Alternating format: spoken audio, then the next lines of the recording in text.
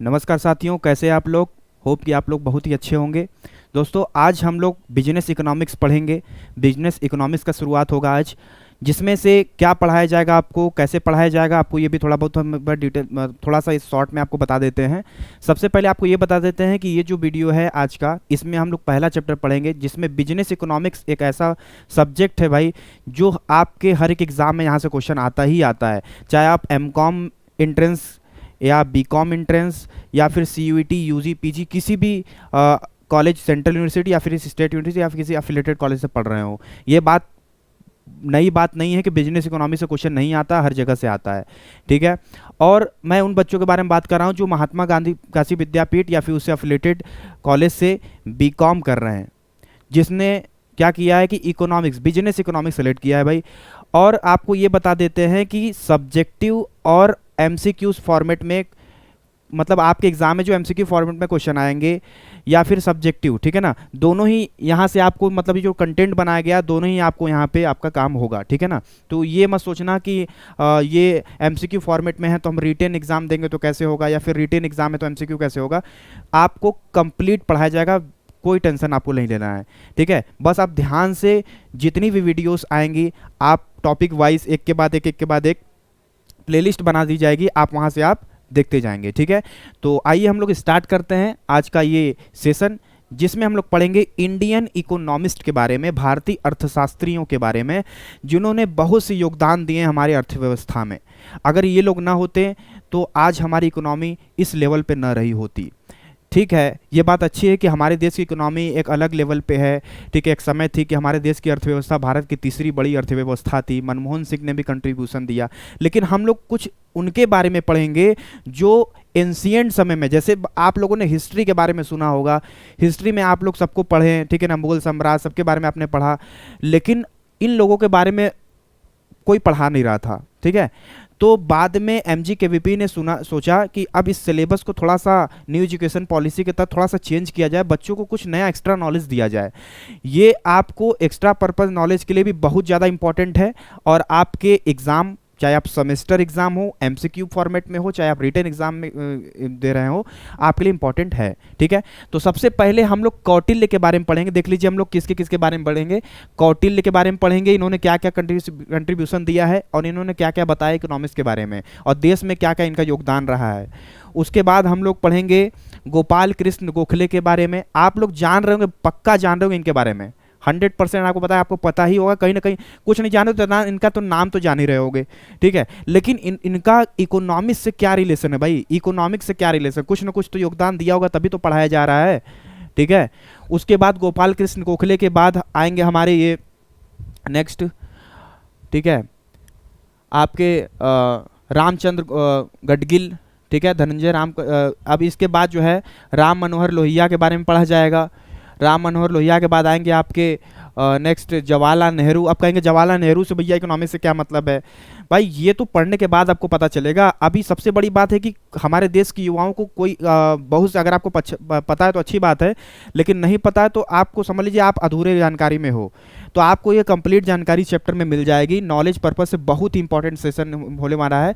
भीमराव अंबेडकर, इनको तो कोई भूल नहीं सकता भाई, इतना डिग्री है इनके पास, तो ये तो पक्का इकोनॉमिक्स में कंट्रीब्यूशन दिए ही होंगे। तो हम लोग आज कौटिल्य के बारे में पढ़ेंगे। ठीक है ना। आज के जो सेशन होगा हम लोग का कौटिल्य के बारे में होगा। तो भाई स्टार्ट करते हैं हम लोग कौटिल्य के बारे में। ठीक है। इनका नाम आपने सुना होगा, चाणक्य। ठीक है ना। चलिए ठीक है, कौटिल्य। देखिए भाई, इनको जो है चाणक्य के नाम से जाना जाता है। एकदम सिंपल वर्ड में यहाँ पर आपको कंटेंट दिया गया है, आप पढ़ेंगे, नोट्स मिलेगा आपको, सारा कुछ आपको डिसाइड होगा। अगर आपने कोर्स परचेज नहीं किया है तो आप जो है परचेज कर लीजिएगा। ठीक है। तो Kautilya also known as Chanakya, इनको चाणक्य के नाम से जाना जाता था। He predominantly known as the author of Arthashastra, ये अर्थशास्त्र के ऑथर के नाम से फेमस थे। The celebrate ancient India work on polity, इन्होंने हमारे देश में पॉलिटिक्स पे काम किया इंडिया के। फिर उसके बाद ही was prime minister and advisor to the first Maurya emperor Chandragupta, ये जो चंद्रगुप्त के जो मौर्य सम्राट थे उनके लिए भी ये हमारे उसके ये प्राइम मिनिस्टर रह चुके हैं भाई। ये देखो, ये क्या रह चुके हैं, प्राइम मिनिस्टर रह चुके हैं मौर्य सम्राट के। ठीक है ना, ये प्राइम मिनिस्टर रह चुके हैं। अब इसके बाद, इनके बाद ही also work as a professor of politics at Takshashila university, ये तक्षशिला यूनिवर्सिटी में प्रोफेसर भी रह चुके हैं, ठीक है। इनको, इनका फोटो बगल में दिख रहा होगा ना, बहुत एक्सपीरियंस है इनको, ठीक है। ये प्रोफेसर भी रख चुके हैं। उसके बाद व्हेन द ग्रीक्स, जिनको हिंदी में यूनानी कहते हैं, आपने पढ़ा होगा एक बार कभी भी, ठीक है। Advanced India at the war in the expelled them, मतलब जो ये लोग एक्सप्लॉइट करते थे इंडियन को, उनसे हटाने के लिए उन पे भी ये लोग काम किए थे, ठीक है ना, टेक्सटाइल इंडस्ट्री में प्रोफेसर के फॉर्म में।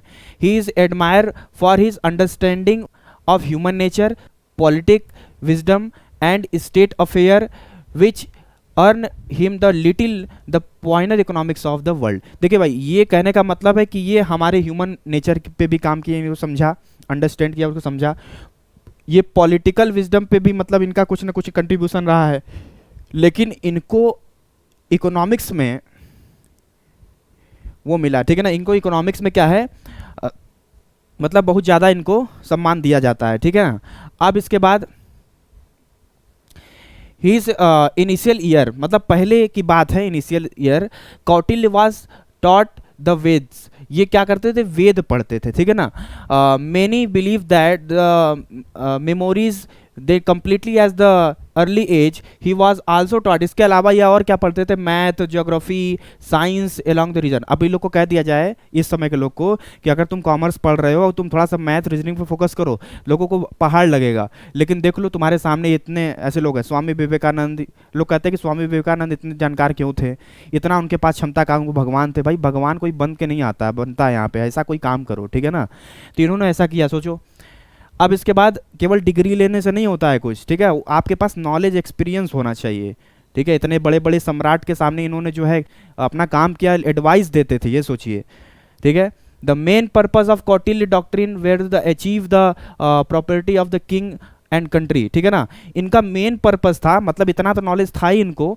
उसके बाद क्या है कि ये जो मेन पर्पज था कि जो किंग थे ना, राजा, ठीक है, जिसको सम्राट कहा जाता था पहले की समय में, तो ये जो राजा थे इनको मतलब क्या एडवाइस देते थे, और victory over रिविल neighbouring and state, मतलब जो भी इनको एक्सप्लॉइट करता था, इनके प्रजा लोगों को, या इनको परेशान करता था, ठीक है, तो इनका हेल्प कर रहे थे, ये कौटिल्य ने किया। इनका मेन पर्पज ये था कि जो किंग है उनको जो है एडवाइस दिया जाए, उनको जो है समझाया जाए, ताकि उनका विक्ट्री जो है वो सही से काम करे, ठीक है ना।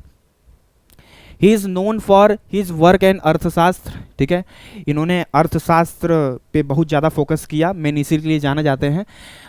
ए manual instruction on the administration of the state and ways the address the challenges the, इनको बहुत सारे इन्होंने चैलेंज लिया। The work contains the 15 section, इन्होंने जो काम किया ना उसको 15 भाग में बांट दिया गया, 15 सेक्शन में बांटा गया, डिवाइड किया गया। वो 15 सेक्शन में क्या है भाई, देख लो। सबसे पहला है with some aspect of government such as physical policy, coinage मतलब मुद्रा, फिर उसके बाद commerce, welfare, forest, weight and measure, agriculture, law, international relation and military strategy. इतनी सारी चीज़ें हैं, मतलब 15 सेक्शन में बांटा गया, इतना काम इन्होंने किया है कौटिल्य ने। अब इसके बाद देखिए इंपॉर्टेंट क्या बात है, कौटिल्य आल्सो आइडेंटिफाइड 7 फैक्टर। इसके अलावा भी पता है कौटिल्य ने 7 फैक्टर को और खोजा है। वो बात क्या है अब आपको बताते हैं, ठीक है, नोट करिएगा, आप लोग सुनिएगा ध्यान से। Which are deemed to be important for enhancing the government ability, जो गवर्नमेंट की एबिलिटी थी, बहुत कैपेसिटी डाउन हो गई थी डिसीजन लेने की, उसको जो है इन्हांस करने की कोशिश की। कैसे, that is the qualities of the king, the qualities of the ministers, the qualities of the maintaining the provisions, ठीक है ना। ये सब मतलब इन्होंने कंट्रीब्यूशन दिया, हेल्प किया इन्होंने। The qualities of maintaining the city, the qualities of the maintaining the treasure and the qualities of the maintaining the army and aliens. इतने सारी चीज़ों उन्होंने जो है 7 फैक्टर को आइडेंटिफाई किया, पहचाना, और उसको उन्होंने बताया कि भैया आपके देश में ये सारी चीज़ें हैं, इस पर आप फोकस करिए, तब जा कर के आप आगे बढ़ेंगे, आपके देश में लोग सुरक्षित रहेंगे, नहीं तो ऐसे ही लोग एक्सप्लॉइट करेंगे, परेशान हो जाएंगे लोग, ठीक है। चलिए, Kautilya also defined some contemporary assumption of political, देखिए इन्होंने पॉलिटिकल में भी बहुत सारा कंट्रीब्यूशन दिया है, एंड इकोनॉमिक थ्योरी। इन्होंने देखिए 2 बहुत बड़ा कंट्रीब्यूशन दिया है, आप इनके 2 नाम को याद रखिएगा, ठीक है। जैसे ये दो नाम है क्या, एक चाणक्य नीति शास्त्र, आपने चाणक्य नीति सुना होगा, आप कभी भी यूट्यूब पे आप जो है सर्च मारेंगे तो आपको पूरा चाणक्य नीति आ जाएगा, ठीक है ना, कि मतलब क्या चीज़ें हैं आपको बताया जाएगा इसमें क्या क्या होता है शॉर्ट में, ठीक है ना। चाणक्य नीति शास्त्र में क्या होता है, देखिए शॉर्ट में लिखा गया है, क्वेश्चन पूछ सकता है यहाँ से शॉर्ट में एमसीक्यू में, कि a manual instructing of the ideal way of life, मतलब किसी इंसान के लाइफ की जो आइडियल जो बातें हैं वो इसमें लिखी गई, किसमें, चाणक्य अर्थशास्त्र में, कि एक इंसान को कैसे जीवन जीना चाहिए, क्या करना चाहिए, ठीक है ना, ये सारी चीज़ें। चाणक्य नीति अलग बात होती है, चाणक्य नीति पूरी तरीके से पॉलिटिक्स पे बेस है, पूरी तरीके से राजनीति है ये, ठीक है ना, इसलिए ये इतना आसान नहीं था। एक कलेक्शन ऑफ हिज नीति और पॉलिटिक्स, इसमें ये सारे कलेक्शन है। तो चाणक्य नीति शास्त्र में हमारा जो जनरल जो लाइफ में इंसान के जो सारी चीज़ें होती हैं वो इसमें होता है, और चाणक्य नीति में पॉलिटिक्स की बात की गई है।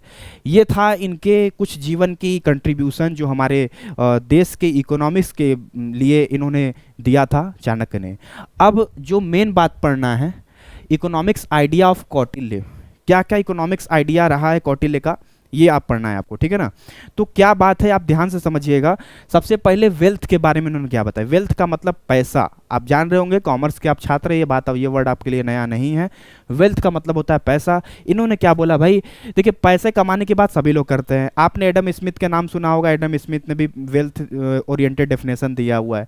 तो इन्होंने कहा, ये तो बहुत पहले की बात है ना, ठीक है, तो सोचिए पहले भी ये सारी चीज़ें थी, वेल्थ था, पॉपुलेशन था, ठीक है, उसके बाद कम्युनिकेशन था, सभी चीज़ें आपको वर्ड मिलेंगी, बस थोड़ा सा नियम तरीका अलग था, ठीक है ना, तरीका सबका अलग था। अब बात यहाँ पे सुनिएगा, wealth, according to him wealth include money, wealth में क्या आता है भाई, मनी आता है, उसके बाद कमोडिटीज़ आते हैं, ये सभी बातें हैं, मनी आता है, कमोडिटीज़ आता है, wealth which was acquired public और प्राइवेट प्रियोरिटीज़, आपका precious mental and accumulated wealth labour forest produce, मतलब ये सारी चीज़ों से आप प्रोडक्शन करके, आप इन सब चीज़ों को एक्यूमुलेट करके लेबर वेल्थ फॉरेस्ट को आप प्रोडक्शन करके आप क्या कर सकते हैं, पैसा कमा सकते हैं, वेल्थ एक्वायर कर सकते हैं, जनरेट कर सकते हैं, ये बात कौटिल्य ने बताया। अब इसके बाद बेस्ड ऑन हिज वर्क इन्होंने इस पे काम किया, wealth has to be acquired grain to grain and the learning, ये बहुत इंपॉर्टेंट है, learning should be acquired every moment in the individual life, मतलब इंसान के जीवन में पैसा कमाना है तो धीरे धीरे सीखना पड़ेगा भाई, लर्निंग करना पड़ेगा, ठीक है, मतलब बिना सीखे, बिना बिना आपके जानकारी के आप पैसा कमा नहीं सकते, इतना आसान नहीं है पैसा कमाना, ठीक है, इतनी जल्दी आप नहीं करोड़पति बन जाएंगे। तो आपको ये ग्रेन टू ग्रेन का मतलब जानते हैं ना, धीरे धीरे आपको जो है स्टडी करना पड़ेगा, मतलब लर्निंग करना पड़ेगा, सीखना पड़ेगा आपको, ठीक है ना, तब आप जो है इंडिविजुअल लाइफ में आप क्या कर सकते हैं, पैसा कमा सकते हैं आप, कोई एक individual person. Acquisition of wealth is said to be beneficial only if the acquired to the sick wife son. अब देखिए इन्होंने इसके अलावा क्या बात कहा कि sake of wife son and the friend और डूइंग चैरिटी, मतलब ये सोशल वेलफेयर की बात करते हैं ये लोग। अगर कोई आपकी अगर मम्मी हैं तो अगर घर में खाना बनाती है तो क्या वो पैसे कमाने के पर्पज़ से करती होंगी, नहीं, वो क्या करती होंगी, वो सोशल वेलफेयर के लिए, मतलब अपने सेल्फ सेटिस्फैक्शन के लिए करती होंगी, ठीक है ना, ये सारी चीज़। अगर आप कहीं चैरिटी देते हैं, कोई डोनेशन देते हैं, वो क्या करते हैं, सेल्फ सेटिस्फैक्शन के लिए देते होंगे, तो ये चीज़ इसमें नहीं आती हैं। तो कौटिल्य ने जस्टिफाई किया, Kautilya justified wealth are earn through proper way in the through that accumulation of wealth as was the safe method of the protecting in the individual family against and climates or the survival। अगर इंसान को जीवन में जीना है, survive करना है, तो पैसा इंपॉर्टेंट है भाई, पैसा, ठीक है ना, बाकी सारी चीज़ें तो बाद में, पैसा इंपॉर्टेंट है, ठीक है, ये कौटिल्य ने कहा है। अब इसके बाद ये देखिए आपने पहला क्या पढ़ा, पहला आइडिया पढ़ा, ये दिया है वेल्थ, ठीक है। अब इन्होंने क्या बताया, इन्होंने वार्ता के बारे में बताया। देखिए ये वर्ड जो है पहले की वर्ड है ये, ठीक है, वार्ता मतलब बातचीत, क्या बोलते हैं, वार्ता मतलब बातचीत होता है, हम लिख दे रहे हैं हिंदी में, वार्ता मतलब बात, इसको जिसको बोलते हैं कम्युनिकेट करना, कम्युनिकेशन, कम्युनिकेशन वर्ड का मतलब जानते होंगे, अब क्लियर है, वार्ता का मतलब कम्युनिकेट करना, बातचीत करना। तो इससे रिलेटेड इन्होंने क्या बोला, ठीक है, ये बात क्यों बोला इन्होंने, ये भी आपको समझना बहुत बड़ा जरूरी है, बहुत ज़्यादा जरूरी है। तो सबसे पहले thinkers from the ancient era terms वार्ता as the sins of the national economy।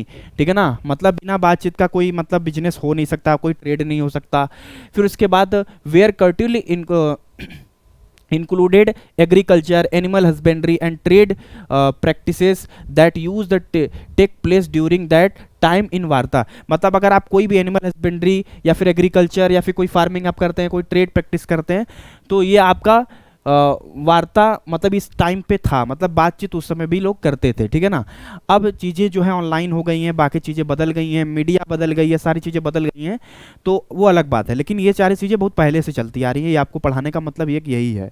अब इसके बाद Kautilya emphasized the importance of varta in maintaining economic stability and it was deemed necessary for the king to learn about the fundamental of the national economy of the eminent scholar and the specialist order to the function successfully in a ruler. देखिए इस मतलब क्या हुआ इसका, ये जो बात लिखा हुआ है कि जो किंग थे, राजा, उनको समय समय पे एडवाइस लेना पड़ता था एक्सपर्ट से, स्पेशलिस्ट से, इकोनॉमिस्ट से। ठीक है, जैसे एक आपको पता होगा कि ग्रेसम्स लॉ आपने पढ़ा होगा, तो ब्रिटेन की जो महारानी थी एलिजाबेथ, वहाँ पर क्या हुआ था कि जो बैड मनी जो है बाहर कर देती है गुड मनी को सर्कुलेशन से, ये ग्रेसम का लॉ है ना। तो ये स्टडी, अब जैसे कि वो तो महारानी एलिजाबेथ जो है, उन्होंने किसको बुलाया, ग्रेसम को, सर टॉमस ग्रेसम को, जो कि इंग्लैंड के बहुत बड़े इकोनॉमिस्ट माने जाते हैं। ठीक है, तो उन्होंने बताया, स्टडी किया, तब बता के उन्होंने एक जवाब दिया कि हाँ भैया कि बैड मनी, ठीक है, सर्कुलेशन से बाहर कर देती है गुड मनी को, ये बात उन्होंने बताया। तो ऐसे ऐसे लोग जो है इनको जो है पूछते थे। तो कौटिल, अब भैया राजा महाराजाओं को क्या चाहिए, राजा महाराजाओं को चाहिए कि ऐसे इंसान, ऐसा इंसान, वो किसी भी कैटेगरी का हो, उनको तो मैटर नहीं करता। ठीक है, बहुत कम ही ऐसे जो है राजा होते हैं जो मतलब कास्ट को देखते हैं। ठीक है ना, उनको नॉलेज चाहिए, कोई ऐसा बंदा मिल जाए जो उनको मैक्सिमम तक पहुंचाने की बात करे, और कोई ऐसा बात बता, अगर वो काम कर गया तब तो उनको भगवान बना देगा एकदम। ठीक है, कि भैया आपसे बढ़िया कोई नहीं है, पूरा जमीन दान दे देंगे उनको, कि इतना कुछ दे देंगे कि वो आप जो है उनके लिए ही काम करेंगे। ठीक है, ये बात अपनी जगह। तो ये जो है स्पेशलिस्ट से कंसल्ट करते थे। तो अब ये सुनिए, अगर आप कंसल्ट करेंगे, किसी इकोनॉमिस्ट से बात करेंगे, किसी स्पेशलिस्ट से बात करेंगे, तो बिना बातचीत की मतलब वो कंसल्टेंट हो जाएगा। आप बात करेंगे ना, तो वही वार्ता, यही चीज़ है। ठीक है ना, इस समय ये इंपॉर्टेंट था, नेसेसरी था, बहुत ज़्यादा जरूरी था। चलिए आगे समझ में।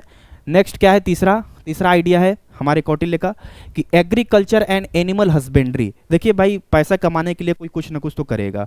फार्मिंग करते थे लोग पहले, एग्रीकल्चर, हमारे देश की इकोनॉमी एग्रीकल्चर से रिलेटेड थी। आपको ये बातें जो है नई बातें नहीं है, आपको पता ही होगा पहले से। ठीक है ना।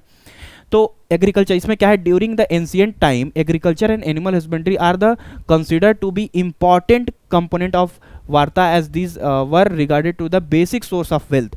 पैसा कमाने का सबसे बड़ा साधन, सबसे बेसिक साधन एग्रीकल्चर या फिर एनिमल हस्बेंड्री, पशुपालन था।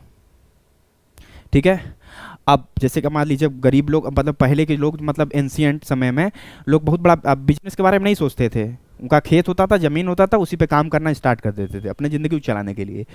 तो नेक्स्ट है इंडिविजुअल यूज टू बी प्रेटफुल about the agriculture among the occupations. मतलब एग्रीकल्चर सबसे उनका प्रेटफुल, मतलब क्या था, उनका सबसे इंपॉर्टेंट पेशा था, ऑक्यूपेशन था। कौटिल्य एम्फेसिसाइज, अब कौटिल्य की बात होगी, कौटिल्य ने क्या बोला, emphasize that the basis of their occupation was used to distinguish and individual from one another. ठीक है, सबका अलग अलग था।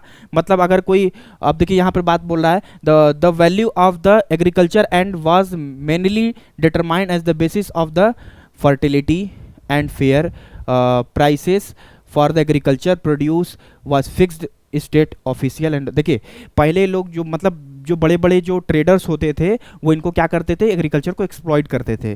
ठीक है, आपने सुना होगा। तो ये लोग क्या करते थे कि मतलब कम प्राइस में बेचना पड़ता था। तो कौटिल्य ने बोला कि इनको मतलब बताया कि भैया आपके देश में आप फेयर प्राइस रखिए। गवर्नमेंट से बोला गया, मतलब सरकार से बोला, मतलब किंग से बोला गया, राजा से। कौटिल्य ने बोला कि आप एक फेयर रेट प्राइस आप अपनाइए, फिक्स रेट जो है वो आपका। उसके बाद जो है फर्टिलिटी अच्छा है, उस पर ध्यान दीजिए आप। ठीक है, तो ये सारी चीज़ें आपको ध्यान में देखेंगी। कल्टीवेशन बढ़ेगी तो आपका प्रोडक्शन भी बढ़ेगा। ठीक है, official in order to the protect cultivators for, ठीक है, जो ट्रेडर्स थे, ठीक है, अनएथिकल ट्रेडर्स, अनएथिकल ट्रेडर का मतलब वही लोग जो फार्मर्स को एक्सप्लॉइट करते थे, मजबूर कर देते थे कि भैया कम प्राइस पर ही तुमको बेचना है, इतना ऐसा ऐसा सिस्टम बना देते थे। कैसे एक्सप्लॉइट करते थे, इसके लिए आप प्लेलिस्ट में जाना, इंडियन इकोनॉमी खोलना कॉमर्स नेशन के, उसमें पहला चैप्टर है Indian economy on the eve of independence. आपको पूरा पता चल जाएगा कि हमारे देश की इकोनॉमी को कैसे लूटा गया है और कैसे धीरे धीरे उन्होंने वहाँ से स्टार्ट किया बनना, ठीक है, पढ़ लेना जाके। चलिए ये हो गया। तो ये एग्रीकल्चर एनिमल हस्बेंड्री का, इसमें आपने क्या सीखा कि जो एनिमल हस्बेंड्री एग्रीकल्चर एक बेसिक जो है ऑक्यूपेशन था, लोगों का पेशा था, यहाँ से उन लोग जो है काम करते थे, और इसके लिए जो फिक्स मतलब प्राइस होना चाहिए, फेयर प्राइस होना चाहिए लोगों का, ठीक है। नेक्स्ट लेबर, चलिए लेबर के लिए इन्होंने क्या बोला, जिसको मजदूर कहते हैं। Kautilya works detail in the methods of ways regulation, इन्होंने वेज रेगुलेशन पे काम किया।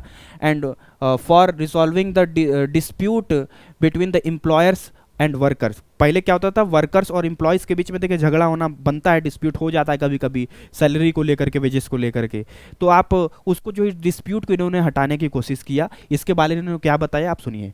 Kautilya also form A code of labour discipline, एक कोड होना चाहिए उसका, एक लेबर का एक जो है डिसिप्लिन होना चाहिए कि जैसे कि 8 बजे आप आ रहे हैं तो 8 बजे ही आपको आना है, ये नहीं कि आप जो है 11 बजे सो के आ रहे हैं, ऐसा नहीं है, ठीक है, एक डिसिप्लिन होना चाहिए। वेयर इज द वेजेस, अब ये वेजेस के रिगार्डिंग है, तो वेजेस में क्या डिसिप्लिन होगा, where in a wage worker abundant in the stipulated work before team hard expired, फिर उसके बाद expired the wage worker had to pay a stipulated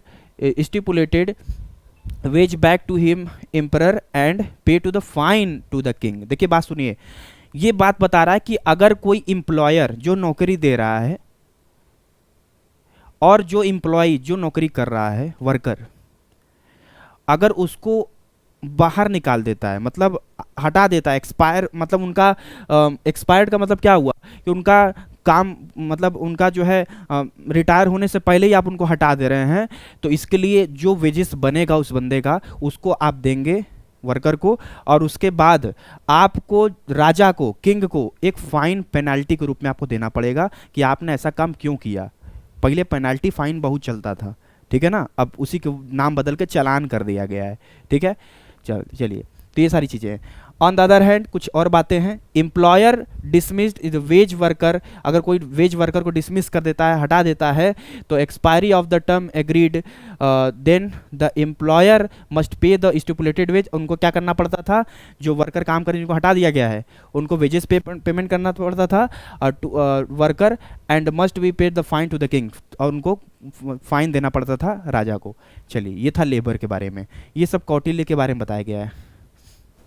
trade के बारे में उन्होंने क्या बोला, ट्रेड, देखिए ट्रेड जो है gold and other precious metal, जैसे सिल्वर हो गए, ठीक है, आपका कांसा हो गया, तांबा हो गया, कॉपर, ये सारी चीज़ें जो हैं were perceived as a means of the producing wealth, and the trade was distinguished as the sum of industrialised capital. ये सबसे ज़्यादा मेन जो है फैक्टर थे हमारे प्रोडक्शन के, मतलब ट्रेड के, ट्रेडिंग के, ठीक है ना। इन कौटिल्य वर्क, कौटिल्य ने क्या करा, क्या काम किया, a great deal in attention was given the problem of trade, trade में जो भी बैरियर आते हैं, जो भी प्रॉब्लम है, तो इन्होंने उनको हटाने का काम किया। Such as the regulation and the development of trade by the state and the variety of taxes, जितने भी वैरायटी ऑफ टैक्स लगते थे दुनिया भर के, उसको to be levied on the commodities that entered into the trade, मतलब उसको मैनेज किया इन्होंने, हटाया नहीं, मतलब उसके रिगार्डिंग इन्होंने क्या काम किया कि जो फालतू टैक्स हैं, ठीक है, जो फेवर में नहीं है, उसको हटा दिया गया।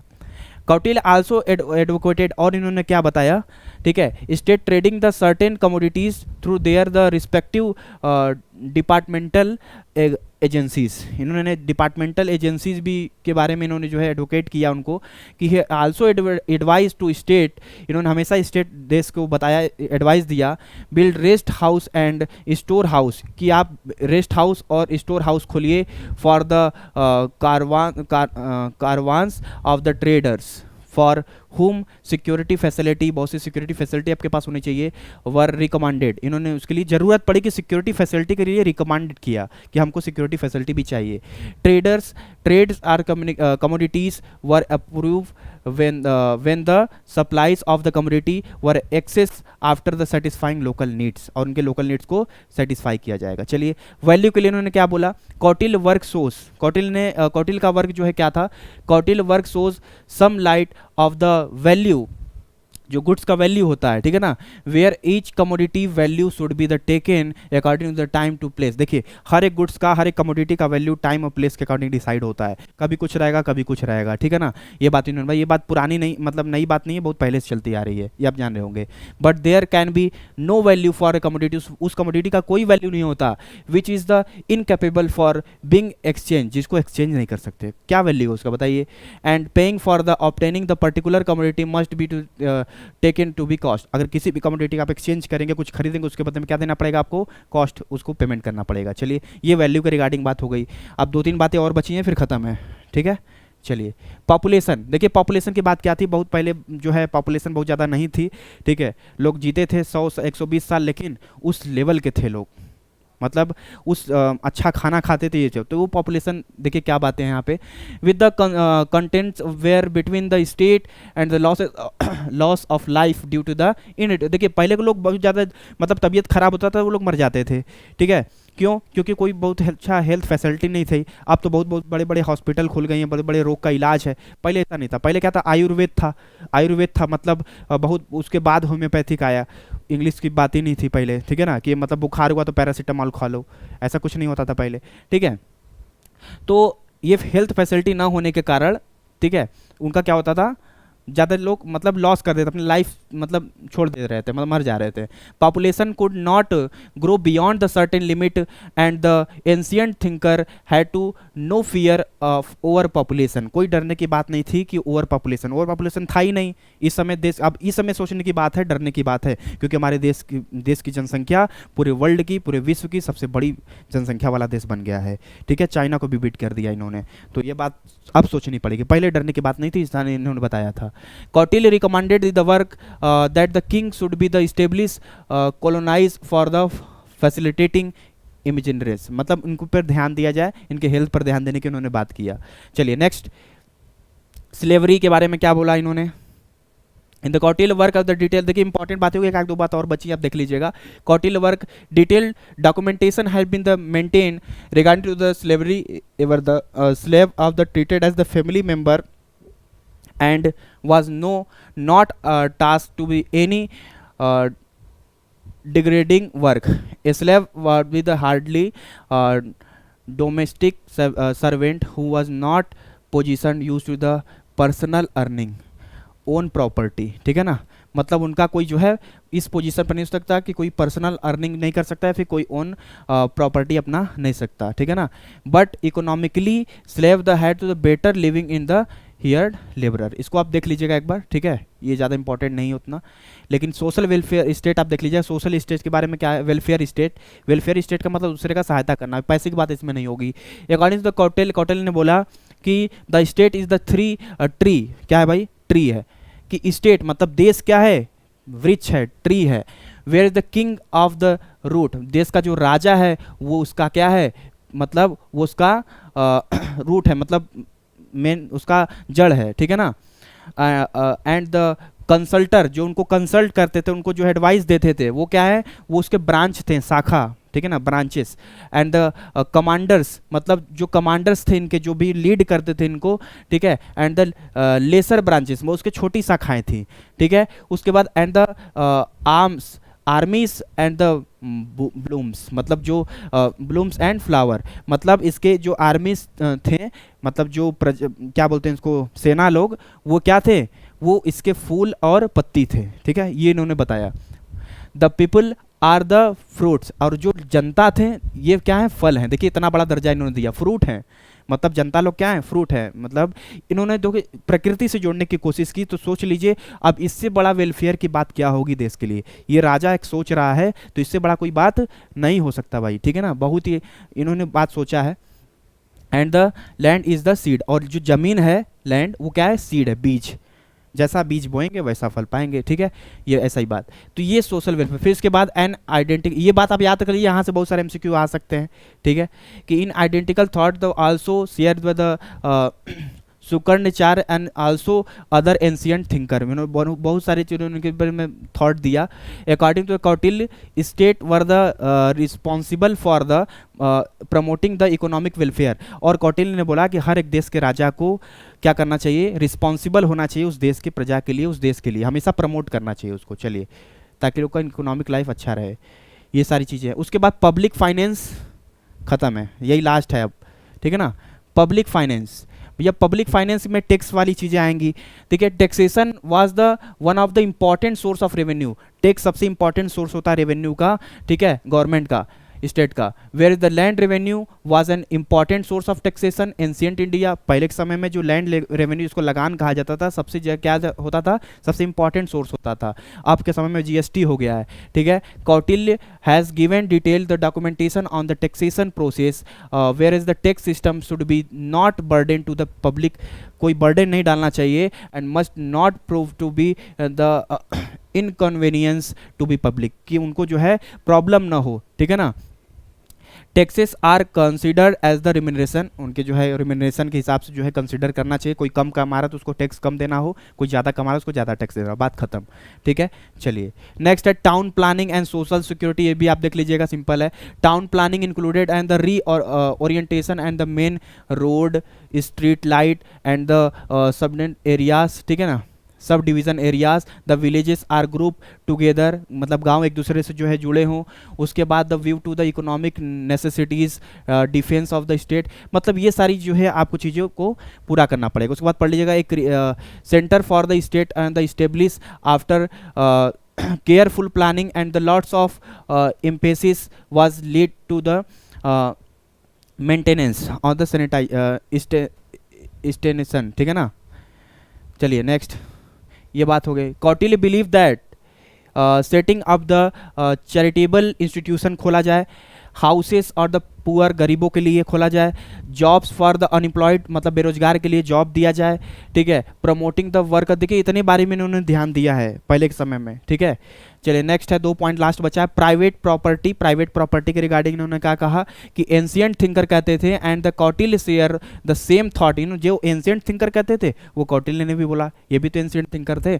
तो इन्होंने क्या, इनका विचार था कि supported the institution of the private property, जो हमारा प्राइवेट प्रॉपर्टी था, जो भी इंस्टीट्यूशन था, बोथ मूवेबल एंड इमूवेबल, चाहे वो मूवेबल प्रॉपर्टी हो चाहे वो इमूवेबल यानी लैंड हो, वो दोनों ही क्या होता है आपका, वो दोनों ही आपका जो है प्राइवेट प्रॉपर्टी हो सकता है। The land was the transferable and the saleable, मतलब वो क्या होता है, बेच भी सके या ट्रांसफरेबल हो इजीली, ठीक है। And ancient book also revealed 8 source of the property which is the recognised by the state that the period of time, ठीक है। चलिए लास्ट है justification of interest. Justification of interest का मतलब क्या है, देखिए during the ancient time interest was justify, इंटरेस्ट कैसे जस्टिफाई होता था, the ancient thinker was the Kautilya's work made on note the rate of interest की बात की इन्होंने, कि भैया जो आप लोन लेते हैं उस पर क्या आप इंटरेस्ट पे करते हैं, ठीक है ना। Rate of interest use the very from the class, कई क्लास के होते हैं, depending on the purpose of borrowing of the money, ये डिपेंड करता है कि आप किस पर्पस के लिए जो है मनी को बोरोइंग कर रहे हैं, लोन ले रहे हैं। No interest was the chargeable on the mortgage property, अगर आप कोई बंधक रख रहे हैं, कोई मॉर्टगेज रख रहे हैं, उस पर कोई इंटरेस्ट नहीं लेना चाहिए। And interest ancient time was considered at the part of profit, ये प्रॉफिट का पार्ट माना जाता था इंटरेस्ट, ठीक है। Kautilya was the in intellectual thinker and economist, ये इंटेलेक्चुअल थिंकर थे और इकोनॉमिस्ट थे।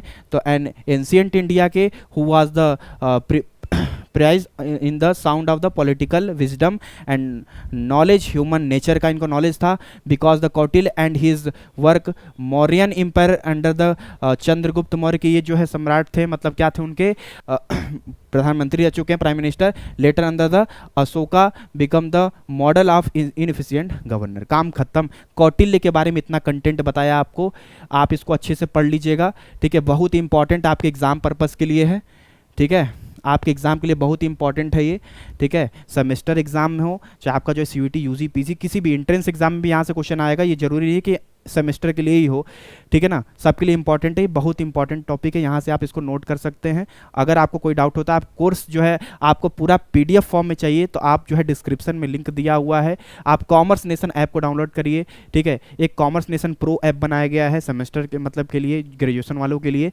आप उसको डाउनलोड करिए, वहाँ पे आपको पूरा डिटेल मिल जाएगा, ठीक है। चलिए, तो वीडियो देखने के लिए धन्यवाद। अगर आप नए हैं तो चैनल को सब्सक्राइब करिए, लाइक करिए। तब तक के लिए थैंक यू वेरी मच।